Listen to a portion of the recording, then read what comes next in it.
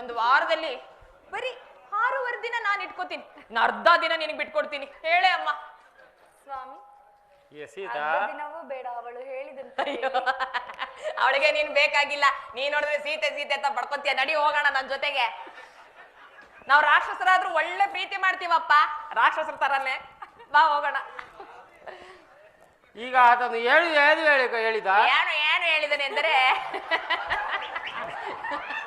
ಅವನೇನೋ ನಿನ್ನ ಆಜ್ಞಾಧಾರಕನಂತೆ, ನಿನ್ನ ಆಜ್ಞೆ ಇಲ್ಲದೆ ಯಾವ ಕಾರ್ಯವನ್ನು ಮಾಡುವುದಿಲ್ಲವಂತೆ. ಹೌದೇ? ಹೌದೌದೌದು. ಆತನು ನನ್ನ ಆಜ್ಞೆಯನ್ನು ಮೀರತಕ್ಕವನಲ್ಲ.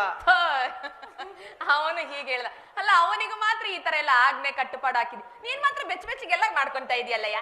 ನಾನು ಈಕೆಯನ್ನು ಲಗ್ನ ಸಾಕ್ಷಿಯಾಗಿ ಲಗ್ನವಾಗಿರುವೆನು. ನಾನು ಅವನನ್ನು ಆಯು ಸಾಕ್ಷಿಯಾಗಿ ಲಗ್ನ ಆಗುತ್ತೇನೆ. ಆಗ ಇಲ್ಲಿಗೆ ಬರ್ತೀನಿ, ಆಗ ನಿಮ್ಮಿಬ್ಬರನ್ನು ನೋಡಿಕೊಳ್ಳುತ್ತೇನೆ. ಅಯ್ಯೋ ಬಿಟ್ಟು ಹಾಕೋದೇನು, ಯಾಕೆ ಬೇಕು?